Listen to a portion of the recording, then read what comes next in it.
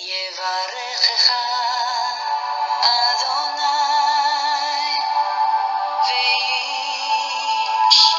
וישמרך. 할렐루야. 예, 바레크카 아도나이 베이시 메레카. 오늘도 우리 전능하신 하나님께서 여러분에게 복을 주시고 여러분을 안전하게 지켜주시기를 축복합니다. 아멘. 2021년 10월 4일 월요일 아침입니다. 오늘도 우리의 코에 호흡을 불어넣어 주시고 하나님의 영광을 위하여 살아갈 수 있는 하루를 허락해 주신 창조주 하나님 아버지를 찬양합니다. 광야의 식탁 9번째 시간입니다. 오늘 함께 묵상할 제목의 말씀은 하나님의 사역은 심판하고 재창조하는 사역이다 라는 제목의 말씀입니다. 오늘 본문 말씀은 에레미야 1장 10절 말씀입니다. 제가 봉독해 드리겠습니다. 보라, 내가 오늘 너를 여러 나라와 여러 왕국 위에 세워 내가 그것들을 뽑고 파괴하며 파멸하고 넘어뜨리며 건설하고 심게 하였느니라 하시니라. 아멘. 사랑하는 성도 여러분, 오늘 본문에서 하나님께서 선지자로 임명한 에레미야에게 맡기시는 사명을 살펴보면 하나님께서 이 땅 위에 어떤 일을 하고 계시는지를 알 수 있습니다. 오늘 본문의 말씀처럼 뽑고 파괴하며 파멸하고 넘어뜨리며 건설하고 심게 하는 사역입니다. 오늘 아침에 먼저 생각해 볼 것은 에레미야가 누구에게 보냄을 받았는가 하는 점입니다. 오늘 본문에서요, 내가 오늘 너를 여러 나라와 여러 왕국 위에 세워라고 말씀하고 있습니다.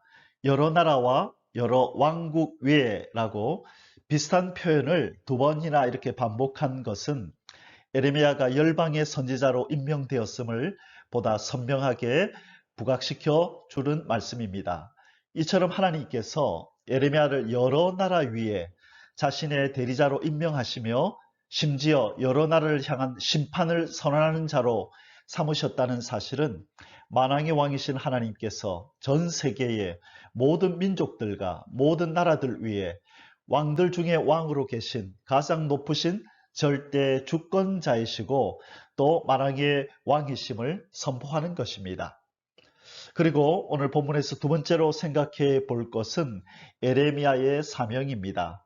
오늘 본문은 내가 그것들을 뽑고 파괴하며 파멸하고 넘어뜨리며 건설하고 심게 하였느니라 라고 말씀하고 있습니다.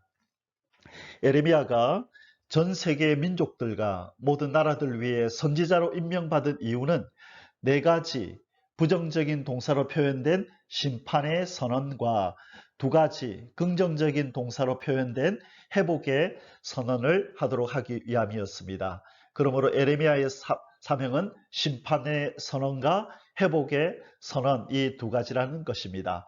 뽑고 파괴하며 파멸하고 넘어뜨리며 라는 이 네 가지 부정적인 표현이 건설하고 심게라는 두 가지 긍정적인 표현보다 숫자상으로 2배나 많다는 것은 에레미야 당시 그 근동의 여러 나라들의 우상 숭배와 도덕적 타락이 극심하였다는 것과 그 심판으로 인한 참혹함이 클 것이라는 사실을 우리에게 암시하고 있는 것이라 말할 수 있습니다. 즉 열방의 영적, 도덕적 타락을 책망하고 그들이 당할 심판이 무엇인가를 지적하는 것이 바로 에레미야의 사명임을 우리에게 암시해 주는 것입니다.